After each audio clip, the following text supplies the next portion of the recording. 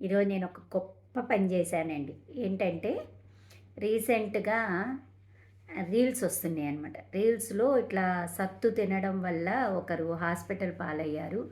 అంటే సత్తు పాత్రలో అని చెప్పి ఒక రీల్ వచ్చింది. అప్పుడు వెంటనే మా బాబు అన్నాడు, "ఎందుకు ఇట్లాంటి వాటిలో వండుతున్నావు నువ్వు? అన్నం కూడా కరెంటు కుక్కర్‌లో వండుతావు కదా! అది కూడా సత్తే కదా!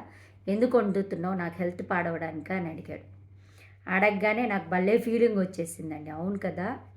నేనెందుకు వండాలి అలాంటి వాటిల్లో అని చెప్పేసి మొత్తం సత్తు సామాన్లన్నీ ఇంట్లో ఉన్నవన్నీ తీసుకెళ్ళి అమ్మేశానండి. ఇంట్లో ఉంటే మళ్ళీ అవి వాడతానేమో అని అంగడికేసేసా వాటన్నిటిని. ఇప్పుడు అన్నీ ఓన్లీ స్టీల్ బౌల్స్‌లోనే వండుతున్నాను.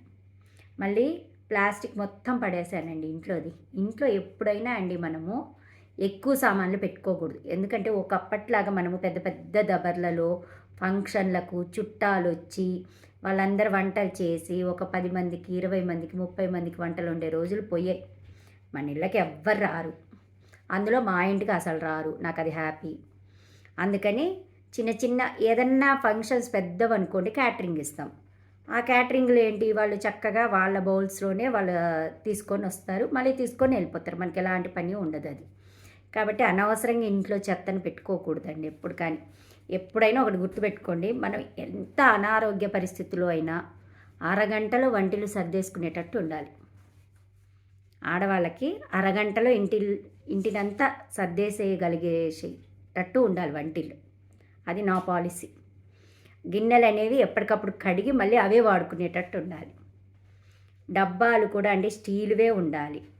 గాజు సీసాలున్నాయి నాకు. కావాల్సినన్ని గాజు సీసాలున్నాయి.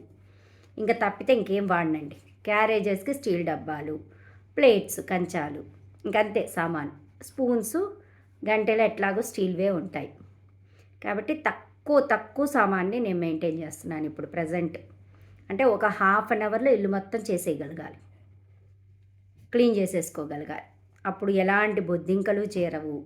ఎలాంటి ఈగలు రావు. ఎలాంటి ఇన్సెక్ట్స్ తిరగవు. నీట్‌గా ఉంటది ఇల్లు. కాబట్టి అలాగ చేయాలని చెప్పి నేను సత్తు సామానంతా పడేశానండి. మొత్తం పడేశాను. ఒక చిన్న బౌల్ కూడా లేదు. నేను పడేస్తుంటుంటే అంగడతని చెప్పాడు, "అమ్మ సత్తు వాడకూడదని కాదు. కాకపోతే కొన్న తర్వాత అండి గుర్తుపెట్టుకోండి సత్తు గిన్నెలు ఎవరిళ్ళలో ఉన్నా కానీ 6 మంత్స్ కంటే ఎక్కువ వాడకూడదు.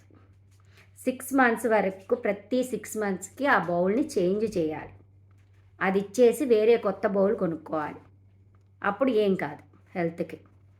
అదనమాట దాని ప్రాసెస్.